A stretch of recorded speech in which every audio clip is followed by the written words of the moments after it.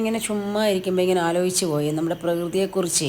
പ്രകൃതിയിൽ എത്ര വർണ്ണവിസ്മയമോ ശരിക്കും പറഞ്ഞു കഴിഞ്ഞാൽ, അല്ലേ? ഇപ്പോഴത്തെ നമ്മുടെ കുട്ടികളൊക്കെ എന്താ ശരിക്കും പറഞ്ഞാൽ അവർ ജീവിക്കുന്നത് ആർട്ടിഫിഷ്യൽ ലൈഫാണ് അവർക്കുള്ളത്.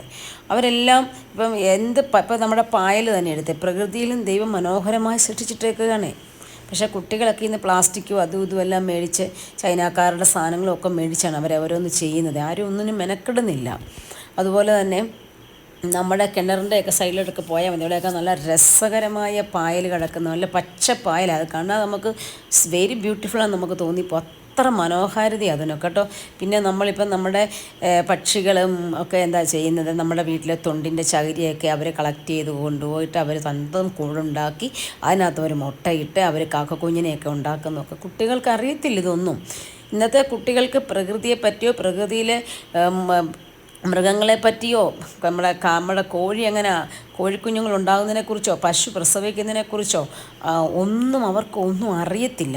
അവർ കിണറ്റിൽ നിന്ന് ഒരു കടം വെള്ളം പോലും കോരുന്ന ഒരു കാലഘട്ടമല്ല. അതുകൊണ്ട് നമ്മൾ ഇടയ്ക്കൊക്കെ നമ്മുടെ കുട്ടികളോട് ഇതൊക്കെ പറഞ്ഞു കൊടുത്ത് കുട്ടികളെ നമ്മൾ ബോധവൽക്കരിച്ച് പ്രകൃതി അത്രയും നമ്മൾ മനോഹരമായിട്ട് സൂക്ഷിക്കുകയും അതുപോലെ നമ്മുടെ പ്രകൃതിയെ കാത്ത് പരിപാലിക്കുകയും ചെയ്യേണ്ടത് വളരെ ആവശ്യമാണ്.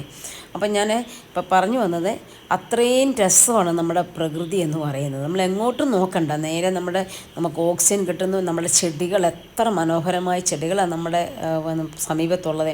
ഏതെല്ലാം വർണ്ണങ്ങളിലാണ് ചെടികൾ ഉണ്ടാകുന്നത് ഒന്ന് ആലോചിച്ച് നോക്കി. റോസയായാലും മുല്ലയായാലും ചെമ്പരത്തി ആയാലും എനിക്കറിയത്തില്ല, മറ്റ് നമ്മുടെ ഇഷ്ടം പോലെ ജമന്തി, ഡാലിയ, എന്തെല്ലാം പൂക്കളുകളാണ് നമ്മുടെ ലോകത്തുള്ളത്, അല്ലേ? ഒന്ന് ആലോചിച്ചാൽ